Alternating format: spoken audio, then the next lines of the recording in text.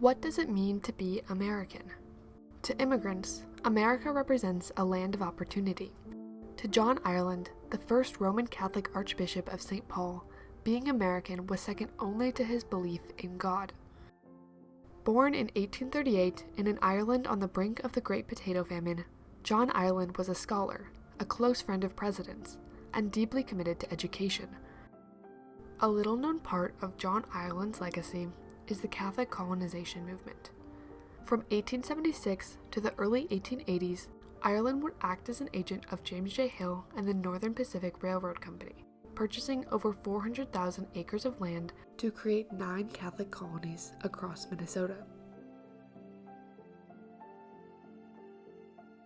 The 1800s marked a period of record immigration in American history as immigrants sought new opportunities, religious freedom, and wealth. As Irish immigrants came in increasing numbers, they began to be portrayed as drunkards and undesirables. John Ireland arrived along with this wave of immigrants, making his way to Minnesota in May 1852. At this time, St. Paul was a tough frontier town with dirt streets and approximately 1,500 settlers. A year later, Ireland was recruited to priesthood by St. Paul Bishop Joseph Cretin, who paid for him to attend seminary school in France. Upon finishing his studies, Ireland returned to a nation at war. During the U.S. Civil War, over 150,000 Irish would enlist, hoping to prove their loyalty as Americans. John Ireland would join them, serving as chaplain for Minnesota's 5th Regiment. At the same time, another war was unfolding. Following a lack of annuity payments by the U.S. government to the Dakota, tensions reached a peak on August 17th when 4 Dakota men killed 5 settlers, sparking the U.S.-Dakota War of 1862. The war would only last a few months, but the repercussions continued to be felt to this day. The subsequent Dakota Expulsion Act in 1863 officially made it illegal for Dakota to live in the state of Minnesota, regardless of their participation in the war. As a result, thousands of acres of land are put up for sale through the Homestead Act, or given to railroad companies to further the construction of rail lines in the West.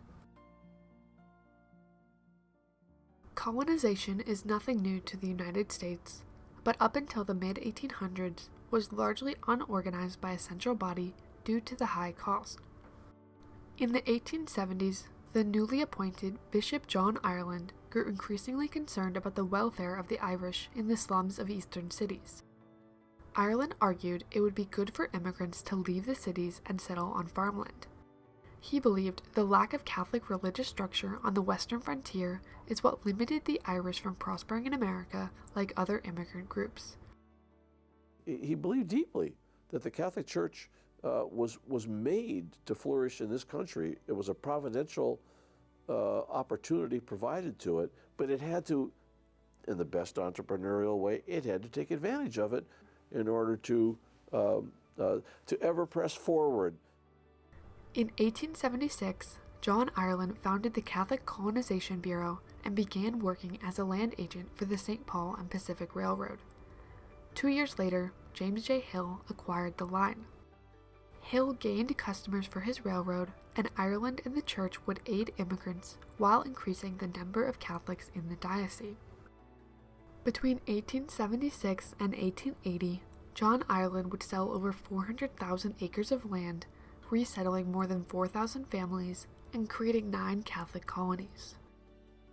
However, this didn't come without its problems. In 1876, the ongoing grasshopper plague expanded into 40 counties in Minnesota, devastating crops and farmers. Additionally, the poor urban Irish often lacked the $400 stake to survive the first year. In 1877, the St. Paul Industrial School, established by Ireland to educate immigrant children, was relocated to Clontarf. To boost enrollment and gain federal funding, it was operated as an Indian boarding school, part of a longer and tragic history of the Catholic Church's missionary efforts in America. John Ireland's ultimate goal was to create a uniquely American Catholic Church. As a vocal advocate against national or ethnic parishes, He believed the immigrant, no matter their country of origin, should assimilate as rapidly as possible, learning English and adopting the cultures of a multi-ethnic and unified American church and society. However, increased immigration in the late 1800s resulted in millions of new Catholics who would put John Ireland's ideas to the test. Each immigrant group brought their own version of Catholicism. They viewed the promise of America as freedom of religious practice, allowing them the ability to choose the site of their church, language of their service, and style of their liturgy. For example, in the St. Aloy parish in the colony of Ghent, constant bickering between ethnic groups resulted in frequent disputes, preventing the construction of a unified church. John Ireland was often forced to intervene, but in some cases outright rejected local proposals in favor of his own ideas.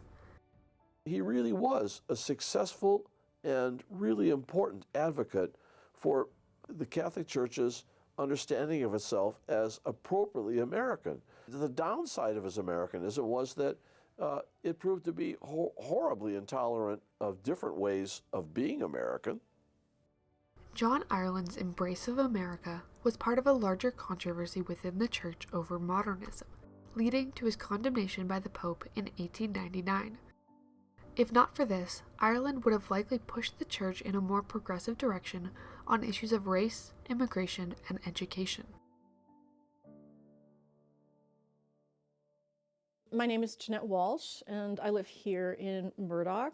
My family has been living in this area since 1877 as part of the first colony started by then Bishop John Ireland. The idea that we work together as a community. Many of those farm families that came, they're still working together. The population of these western counties has stayed remarkably consistent over the last 100 years.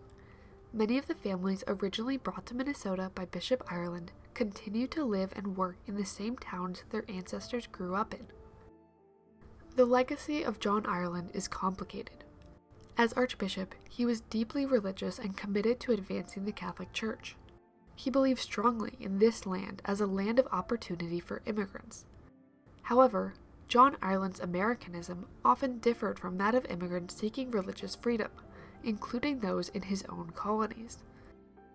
As immigration continues to be fiercely debated and controlled, his story stays relevant, and the question remains, who gets to decide what it means to be American?